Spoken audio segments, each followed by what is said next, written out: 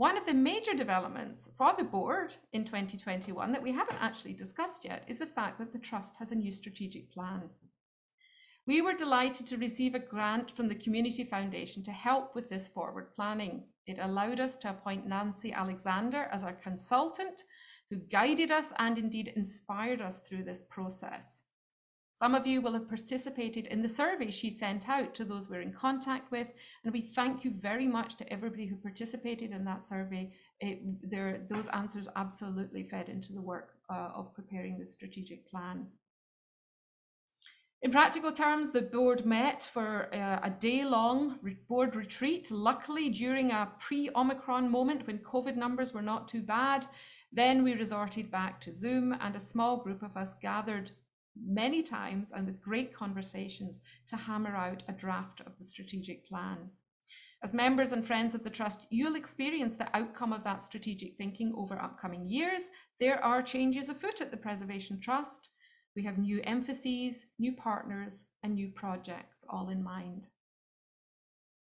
But I'd like today to say something a little about one element of the planning that particularly intrigued me personally. And it focused on the question of what kind of organisation the Trust is and the kind of organisation it wants to be. That question proved an existential moment that got me thinking, and I'd like to share some of those thoughts now. When I was brought into the Trust by a friend some 8 years ago, he told me to ask when I didn't understand. I was a little bemused until I realised there is a language specific to preservation, and I might indeed need it translated. There's SHPO, the State Historic Preservation Office. There's the HDC, the Historic District Commission. Then there's the HRI, which I mentioned, the Historic Resource Inventory. There's SEPA, the Connecticut Environmental Policy Act, although there is also the Connecticut Environmental Protection Act, and then of course the Section 106, the implementing regulation of the National Historic Preservation Act of 1966. There's the State Register of Historic Places, and also the National Register of Historic Places, and then of course the National Historic Landmarks. There are also local historic districts, and if you live in one, you'll know that's a completely different matter. There are, wonderfully, for those who want to work in the historic homes, historic tax credits, although you might also want to consider applying to the Trust's own HFS, which I mentioned, our Historic Structures Fund, which gives, as we heard, small grants. We are very fortunate here at the Trust to have a group who speak that preservation language really well. Our Preservation Committee, with the leadership and knowledge of our staff preservationist, knows so much about demolition delays, about environmental reviews, about city planning, and the ins and outs of regulations and laws and required paperwork. They are also very knowledgeable about buildings themselves, I should note, and I credit them with everything I now know about Yankee gutters and indeed about gutters generally. But here then is the existential twist.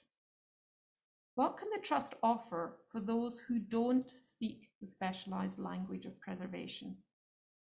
For those who find it alien, and let's be honest, those who find the world in which that language is spoken not just alien, but also alienating, unsympathetic to the real needs of communities, uncaring of the costs of preservation, designed for a world with less concern for social justice, for equality, for environmental protection, for example, the concerns of the moment. As our strategic plan makes clear, we want to be part of where preservation is going more broadly on such fronts. We want to be part of a world in which Mies van der Rohe's masterpiece in Plano, Illinois, was renamed from the Farnsworth House to the Edith Farnsworth House, to elevate Edith Farnsworth's vision and patronage and to embrace her life and legacy.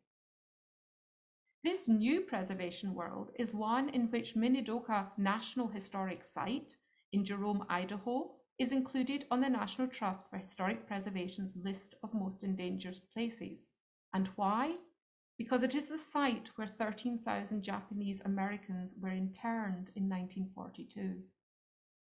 This new preservation world is where legislation was introduced in 2021 to have landmark status given to Robert's Temple Church of God in Christ in Chicago, the site where in 1955 some 100,000 people filed past Emmett Till's beaten and broken body in that open casket.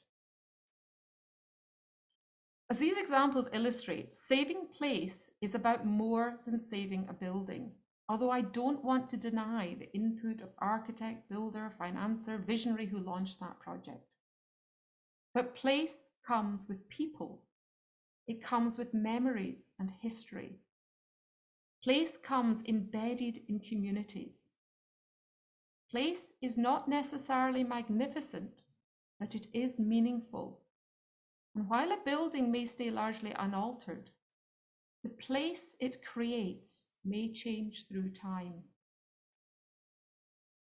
I noted that this is a personal reflection, and I'd like to illustrate this meaning of place with two examples from my personal experience, and, as my accent has probably given away, from the other side of the Atlantic. The first example is about history, about the fact that buildings, whatever their architectural merits, are places embedded in history. I'm a historian, and I believe history matters.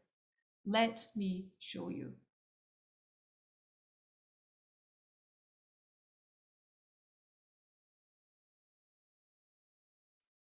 So these are illustrations of a remarkable church called Am Steinhof, which was designed by architecture and urban planner Otto Wagner.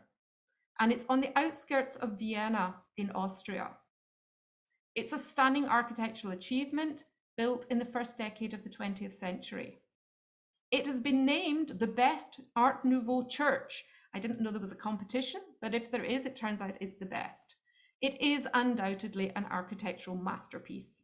And Wagner, Otto Wagner himself, is remarkable for the development of his style, from early work inspired by classical architecture, you can still see signs of that here, to something like this amazing contribution to the Viennese secession movement, to the simple functional of the Wiener Werkstätte that was picked up then by the Bauhaus movement. The stained glass here and the dome are actually by Coleman Moser, who was a founder member of the Wiener Werkstätte. But what makes this building all the more fascinating, I suggest, is not just what it is, but also why it is. The church was built as part of a psychiatric hospital. Just as its architecture represented innovation, so too the hospital was highly innovative. This was a revolution on two fronts, medicine and architecture together. This is indeed the world of innovation of Freud, of Vienna's innovation of Freud, of Klimt, of Schoenberg, of Wittgenstein. Something new was in the air. And here the church and the psychiatric hospital went together. The hospital was the antithesis of the traditional asylum, the inward-looking, dark, monolithic block closed off from the world.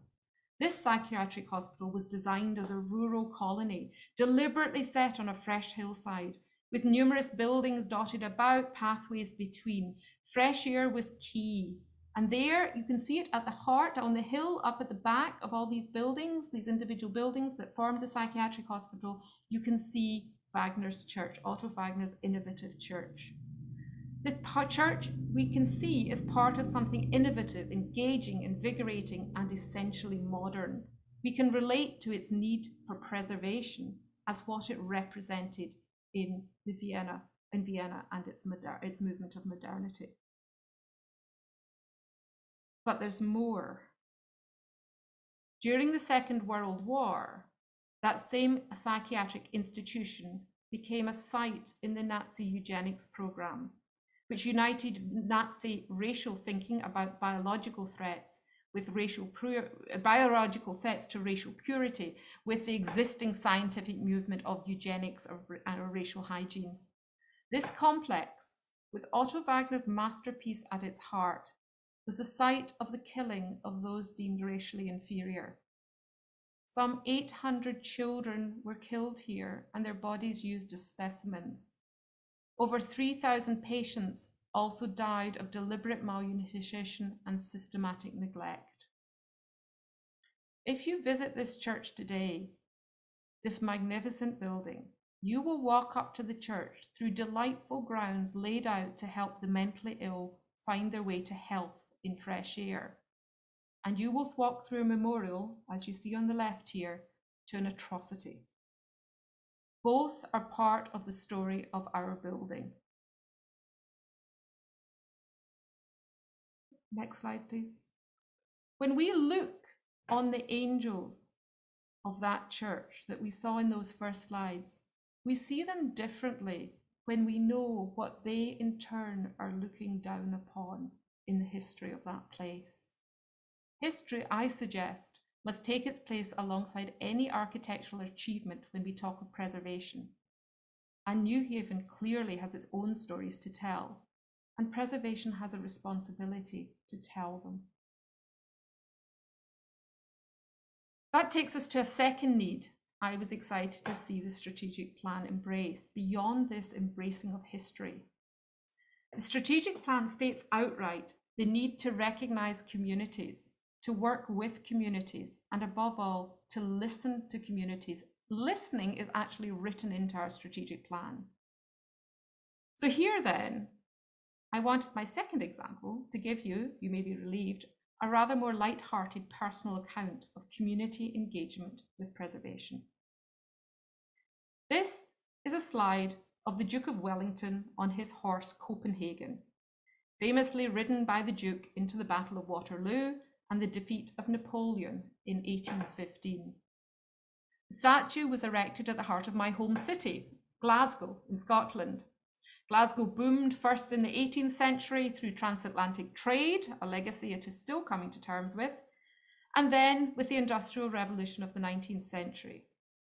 The statue, erected in 1844, stands on Royal Exchange Square, marking the location where merchants exchanged contracts for goods such as cotton, coal, and tobacco. Wellington sits astride Copenhagen, celebrating victory, with panels depicting Waterloo below. The monument was deemed in 1970 a Category A listed structure, that's how preservation works in Scotland in particular, deemed to be of exceptional architectural or historical importance. Clearly, it was deserving of the praise of preservationists. Since some point in the 1980s, however, Wellington has always worn a traffic cone on his head. The stories about how this came to happen are legion, but a night out in Glasgow city centre and a decent amount of whisky likely played their part. The city council set to removing that cone, and the community, or at least part of the community, set to replacing it. The plinth was raised up. CCTV was installed, fines were even issued, but every time back came the cone. That traffic cone is now a piece of city pride. Glaswegians have claimed the statue as their own, but not in line with the original intention as a celebration of national pride in Wellington's victory, or with the architectural and historical lineage that got it listed as a site worth saving. It has become something more too. It is an expression of a people. Here then is a gold cone celebrating the Scottish Gold Medal Haul in the 2014 Commonwealth Games. And here it is celebrating Scottish opposition to Brexit. That is the flag of Europe, of the EU, on the cone. And here it is earlier this year in the colours of Ukraine. The point of this second example is that communities have a possession of places that preservation needs to respect.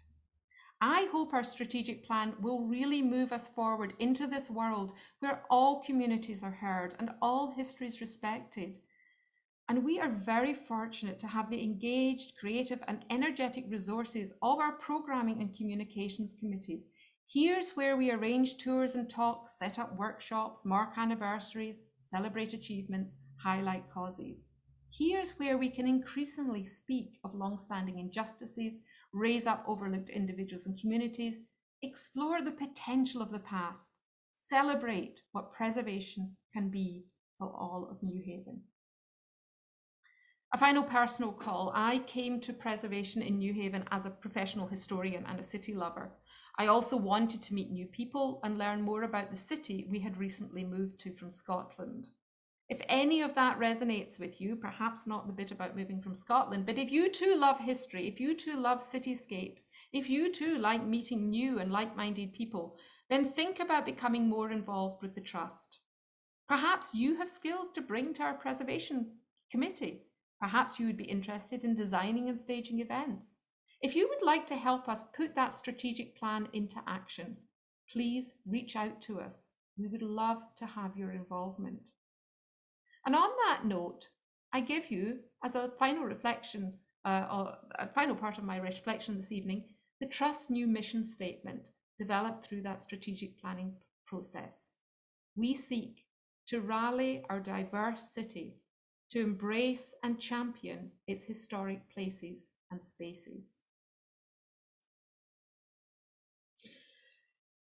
So we have reached the end, the final point of our gathering. I'd like to thank everybody who's come here tonight. I'd like to thank everybody who attends our events, who reads our posts, leads our tours, takes our photos, asks questions, supports us financially, and encourages us in so many ways. And here then is our final slide. This is a list from our annual report of everyone who in so many different ways supported the Trust in 2021. It is far too long to read out. In fact, there are so many names it's impossible to read on the screen. But if you go again to our website and to this event, the listing of this event, you will find that list as part of our annual report. But I wanted us to end on this note tonight. I wanted us to end with a thanks to everybody who supported the Trust through 2021 and to give you a sense of the cloud of supporters on whom the Trust relies. Thank you, everyone. Thank you.